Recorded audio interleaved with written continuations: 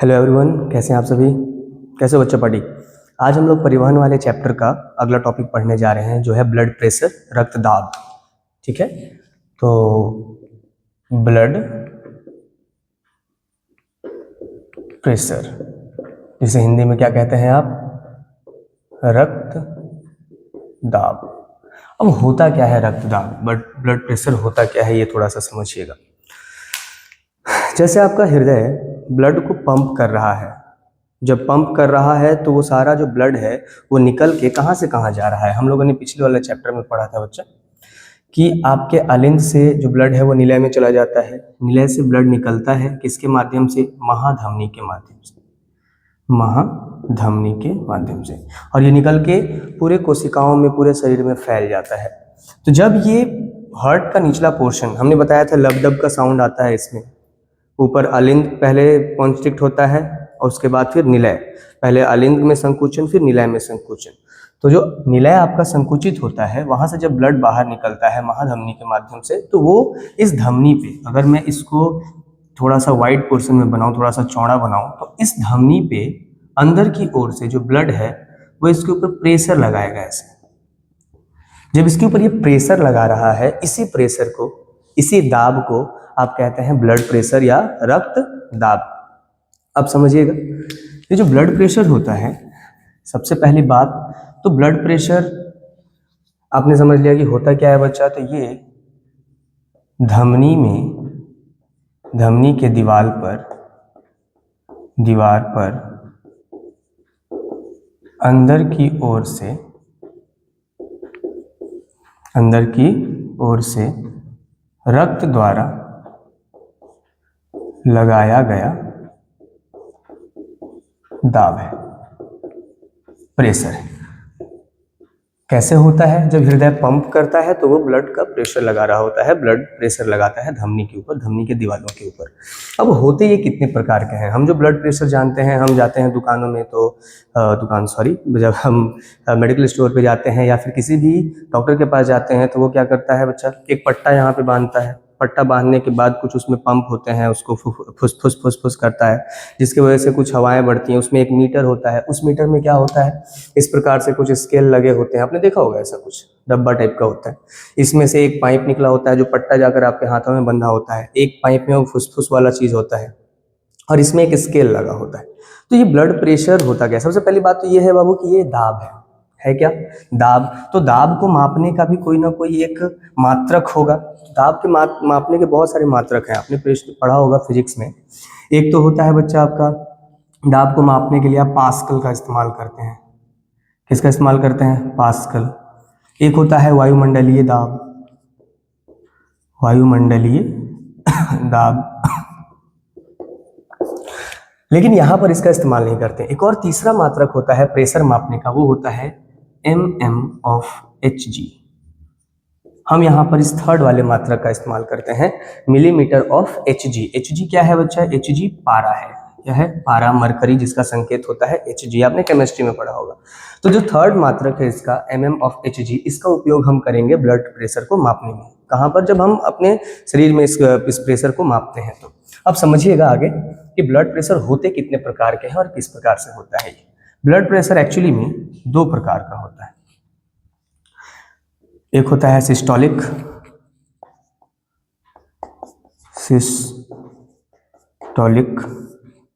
और एक होता है डायस्टोलिक।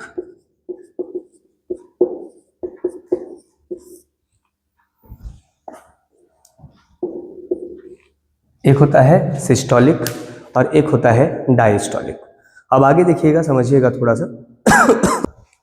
हाँ देखिएगा, एक है सिस्टोलिक और दूसरा है डायस्टोलिक।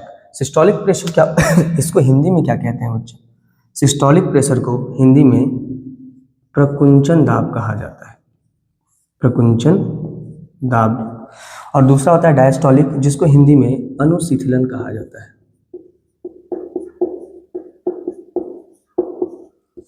अनुशीतलन दाब। अब होता क्या है ये समझिएगा। दो प्रकार का प्रेशर है, एक तो है प्रकुंचन और दूसरा है अनुशीतलन। जब आपका हार्ट पंप करता है, प्रेशर लगाता है, तो धमनी के ऊपर एक प्रेशर पड़ता है। जैसे ये धमनी है, धमनी में अब एक चीज और है, कि हृदय ये जो ब्लड प्रेशर है ये मापते कैसे हैं। तो मापने के लिए एक यंत्र होता है जो मैंने अभी आपको बताया, उसको कहा जाता है स्फेग्मोमैनोमीटर, वो मैं लास्ट में भी लिखवा दूंगा। और उसमें कैसे रीडिंग होती है मैंने ये भी आपको बता दिया। सबसे पहले तो इधर समझिए कि एक होता है सिस्टोलिक, एक होता है डायस्टोलिक, एक होता है प्रकुंचन दाब, एक होता है अनुशीतलन दाब। प्रकुंचन दाब में क्या होता है, जैसे ही आपका हृदय पंप करता है, निलय संकुचित होता है, तो संकुचित होने की वजह से इस आलिंद के ऊपर ब्लड का प्रेशर ज्यादा पड़ता है।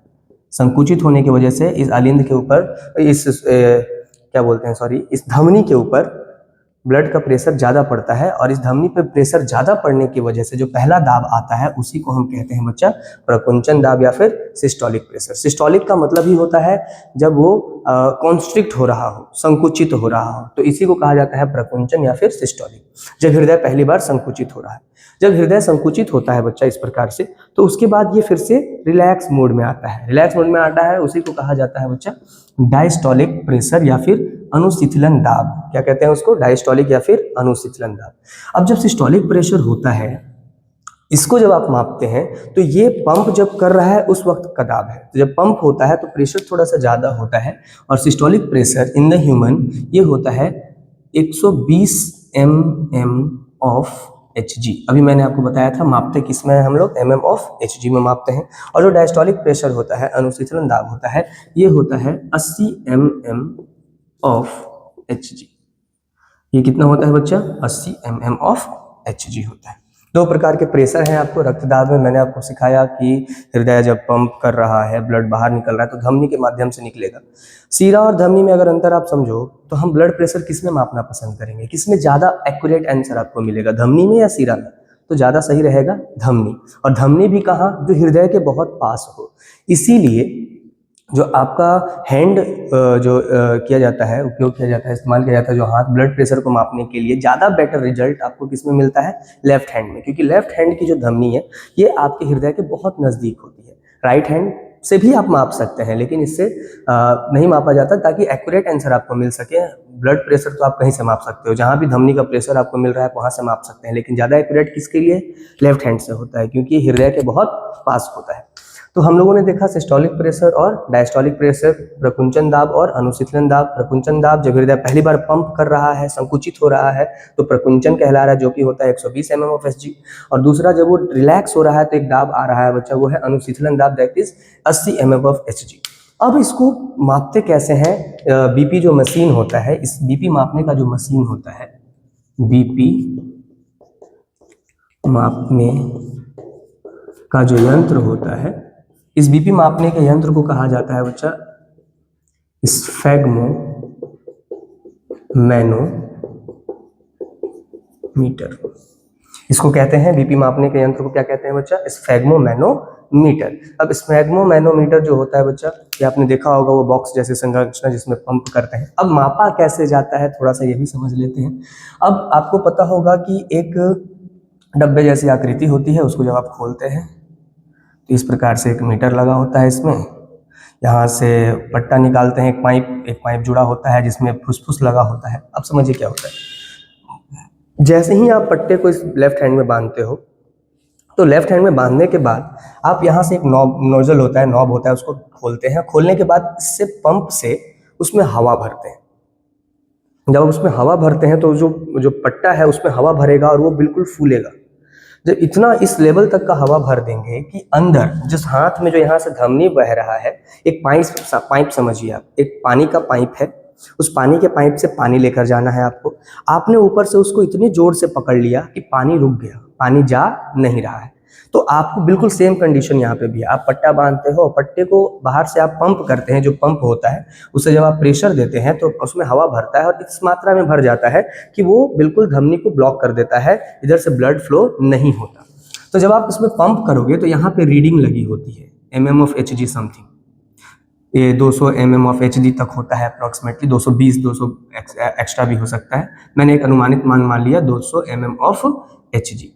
अब क्या करेंगे, जैसे ही आपने हवा भर दिया, हवा भरने के बाद अब क्या करते हैं, यहाँ से नोजल को खोल देते हैं। जब नोजल को खोलते हैं तो हवा रिलीज होने लगता है। हवा रिलीज होने का मतलब पट्टे का हवा रिलीज हो रहा है, यानी कि प्रेशर कम हो रहा है। जब प्रेशर कम होगा तो आप सोचो, आपने पाइप को पकड़ा है, धीरे धीरे आप पाइप को छोड़ रहे हो तो ब्लड का फ्लो यानी कि पानी का फ्लो होने लग जाएगा। जब ब्लड का फ्लो हो रहा है तो यहाँ पर आला जिसको कहते हैं, जिसको स्टेथोस्कोप कहा जाता है, उसको यहाँ पे लगाया जाता है। आपने पट्टा यहाँ बांधा, यहाँ पे स्टेथोस्कोप आपने लगा लिया। अब आपने लगा रखा है। अब जैसे ही पहली बार आपको साउंड सुनाई दिया, जो पहला साउंड आपको सुनाई देगा बच्चा, वही आपका क्या कहलाएगा, सिस्टोलिक प्रेशर या फिर प्रकुंचन दाब कहलाएगा। अब आपने इसको, जैसे आपने हवा भरा ना, तो इसमें जो पारा है, जो मरकरी है, वो ऊपर की ओर बढ़ गया।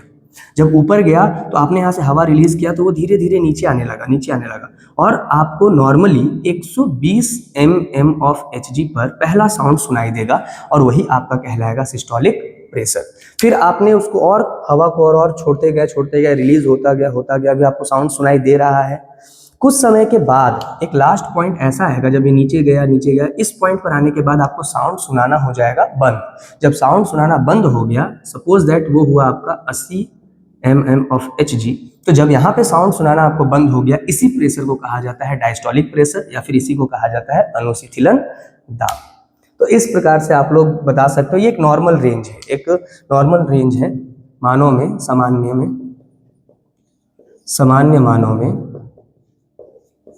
मानों में जो बीपी होता है, ब्लड प्रेशर रेट होता है, ये रेट कितना होता है बच्चा, ये होता है 120/80 mm ऑफ Hg।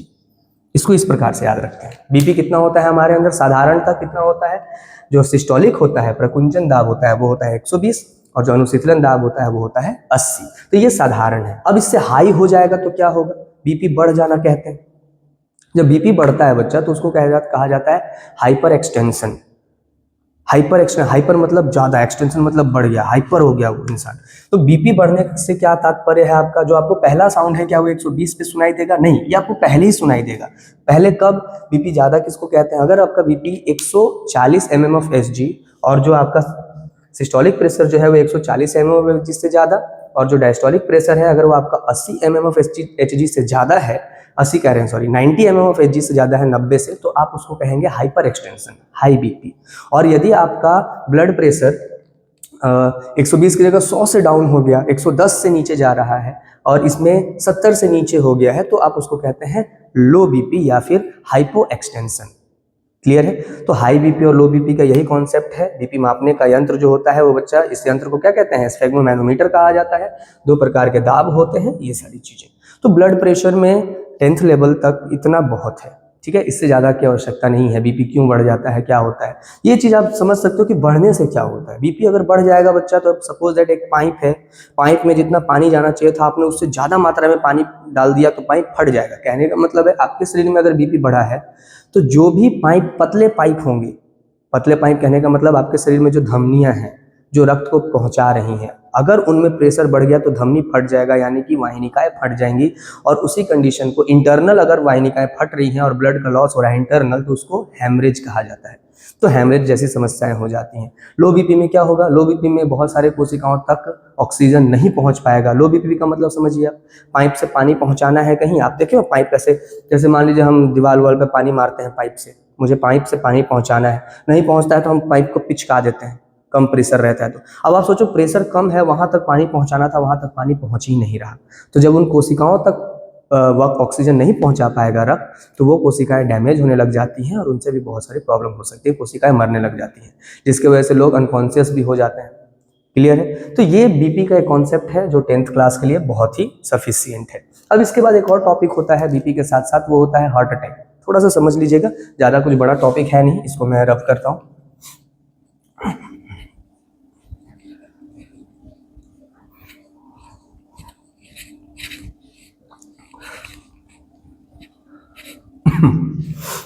नेक्स्ट है बच्चा हार्ट अटैक, HEART, हार्ट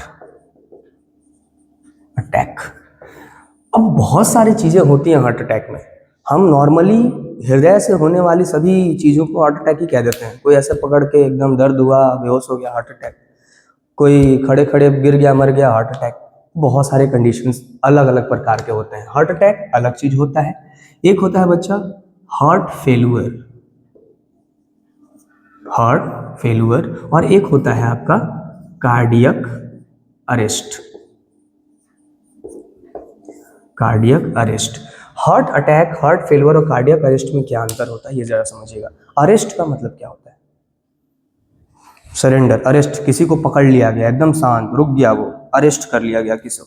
तो कार्डियक अरेस्ट में क्या होता है, जो हार्ट है आपका, जो आपका हृदय है, वो पंपिंग बंद कर देता है। हृदय पंपिंग की जो क्रिया होती है, पंपिंग जिसको कहते हैं, पंपिंग बंद कर देता है अचानक से।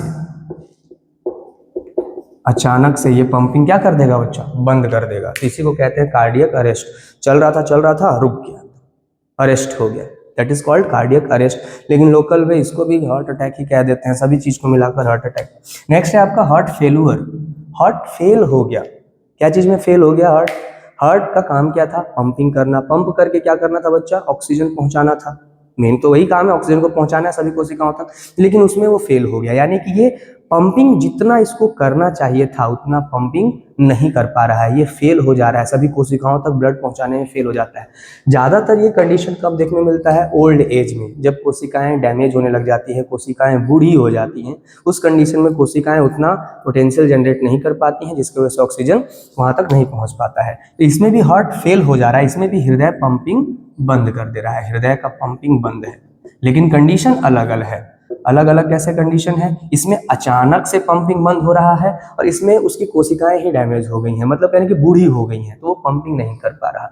हार्ट अटैक क्या होता है? हार्ट अटैक हृदय के किसी भी एक भाग में या हृदय के किसी एक उत्तक में ऑक्सीजन नहीं पहुंचने के कारण वहां का कोशिका काम करना बंद कर देता है। जैसे अगर मैं आपको एक उदाहरण बताऊं, जैसे आप समझिएगा, ये हृदय है आपका। अब हृदय में क्या होता है? यहाँ एसे नोड होता है, ये एसे नोड सभी इस एक तरीके से वायरिंग की तरह काम करता है हृदय के ऊपर, और वायरिंग लगा होता है और वो पोटेंशियल जनरेट करता है, जिसकी वजह से वो पंप करता है। ठीक है, अब हुआ क्या कि किसी एक क्षेत्र में यहाँ से लेकर यहाँ तक की कोशिकाओं तक, इन उत्तक तक, जो ये हृदय का ऊपर का अलिंद है, इस वाले पोर्शन तक अगर पंपिंग नहीं हुआ, यहाँ पे पोटेंशियल नहीं पहुंचा, यहाँ पे विभव नहीं पहुंचा, तो हुआ क्या बच्चा? ऊपर का ये सारा पोर्शन पंप हो गया, ये पोर्शन ऐसे पंप हुआ, लेकिन ये नहीं जा पाया। जब नहीं जा पाया तो ये कोशिकाएं खींचेंगी। आप समझिए, दो चीजें हैं। अब मैं इसको साथ में ऐसे पंप होना था, अब ये पंप हो रहा है लेकिन ये नहीं हो रहा, तो यहाँ की जो कोशिकाएं होंगी वो खींच रही होंगी। खींचने की वजह से वहाँ की कोशिकाएं टूटने लग जाती हैं, नष्ट होने लग जाती है, और अचानक से दर्द होता है। जब दर्द होता है तो वो आपने देखा हो ना फिल्मों में, एकदम ऐसे करके दर्द होता है और फिर वो लोग बेहोश होकर गिर जाते हैं, that is called heart attack. तो हार्ट अटैक में क्या होता है? किसी एक क्षेत्र पंपिंग में असफल हो जाता है तो अटैक आता है। सपोज दैट यहाँ का डैमेज हुआ, इसमें स्टेजेस भी होते हैं, आपने सुना होगा हार्ट अटैक में, पहला stage, second stage, third stage. उसका कारण यही है, अभी एक क्षेत्र में डैमेज हुआ था, फिर भी पंप कर रहा था हृदय, बचा हुआ है। सेकंड स्टेज में क्या हुआ? इस वाले क्षेत्र में डैमेज हो गया, फिर भी पंप कर रहा है, थर्ड स्टेज में सफ हो जाते हैं, सीधे 27 नंबर पहुंच जाते हैं, बचने का कोई चांस नहीं होता इधर। तो हार्ट अटैक में क्या होता है बच्चा? हार्ट अटैक में किसी एक क्षेत्र का, जो हार्ट का कोई एक जो भाग होता है, अंग होता है, वो पंपिंग नहीं कर पाता है, वो कार्य नहीं करता, उसी को कहा जाता है हार्ट अटैक। उसको अटैक आ गया, उसके ऊपर किसी ने आघात कर दिया, हृदयाघात कहते हैं इसको हिंदी में। और हार्ट फेलियर में क्या होता है? हृदय पंपिंग करना बंद कर देता है क्योंकि कोशिका बूढ़ी हो जाती है। कार्डियक अरेस्ट में अचानक से, ये आपने देखा होगा ज़्यादातर खिलाड़ियों को देखा होगा आपने, अगर कोई ऐसा गेम चल रहा है, बैटिंग कर रहे हैं या बॉलिंग कर रहे हैं, अचानक से खड़े हैं और बेहोश होकर गिर गए, तो क्या पता चलता है? Heart attack. That is not heart attack. वो ज़्यादातर क्या होता है? कार्डियक अरेस्ट हो जाता है उनको किसी कारणवश। तो ये एक 10th क्लास के लिए इतना सफिशियंट है, ब्लड प्रेशर और हार्ट से रिलेटेड डिजीज़। तो ऐसे ही छोटे छोटे टॉपिक कर करके मैं आपके लिए वीडियो लाता रहूँगा, और बहुत सारे वीडियोज़ आते रहेंगे सभी चैप्टर के। और अभी कुछ समय के बाद मैं 11th और 12th की भी टॉपिक के सारे वीडियोज़ लेकर आऊँगा, चैप्टर वाइज, इंग्लिश मीडियम और हिंदी मीडियम दोनों में। तो आप चैनल को सब्सक्राइब कर लीजिए, शेयर कर लीजिए, और बाकी आगे मिलते हैं आप लोगों से। आज के लिए इतना ही, थैंक यू।